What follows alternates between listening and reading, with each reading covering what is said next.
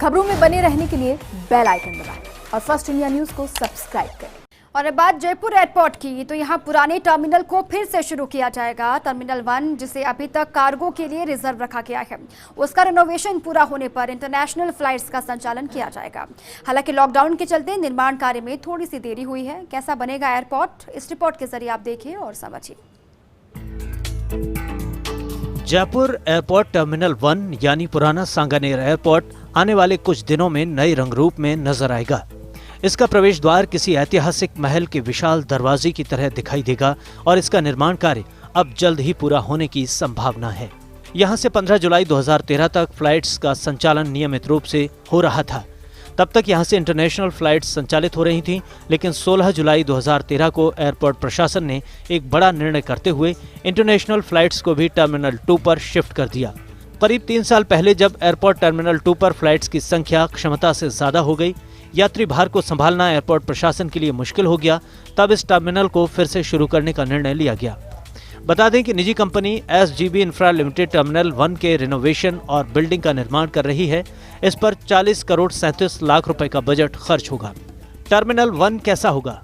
Terminal 1 का renovation कार्य 30 सितंबर तक पूरा करने का लक्ष्य है। बिल्डिंग में अंतर्राष्ट्रीय यात्रियों के लिए सभी तरह की सुविधाएं होंगी। बिल्डिंग राजस्थानी ऐतिहासिक स्वरूप को दर्शाती बनाई जा रही है। बिल्डिंग के अंदर भी राजस्थानी इतिहास को दर्शाती चित्रकला प्रदर्शित होगी। अराइवल और डिपार्चर एरिया में कस्टम के 2 काउंटर होंगे। इमिग्रेशन के 8 काउंटर अराइवल, 8 डिपार्चर एरिया में होंगे। एयरलाइंस के लिए 10 से 12 चेक इन काउंटर रखे जाएंगे।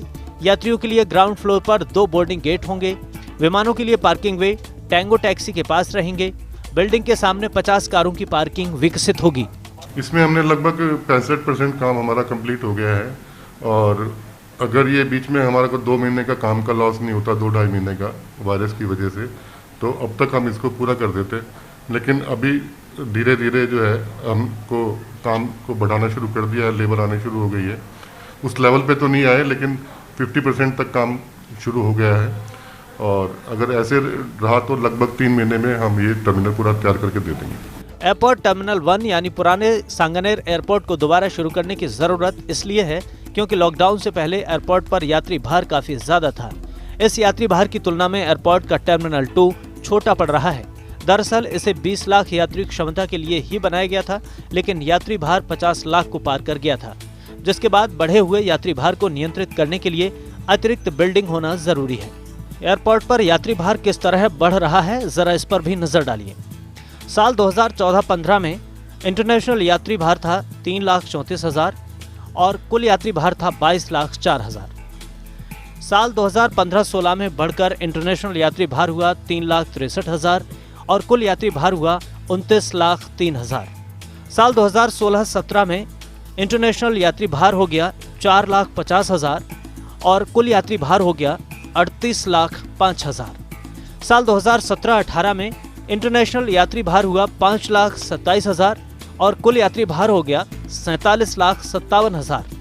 साल 2018-19 में इंटरनेशनल यात्री भार और बढ़ गया और ये हुआ 6,04,000 और कुल यात्री भार हुआ 54,84,000।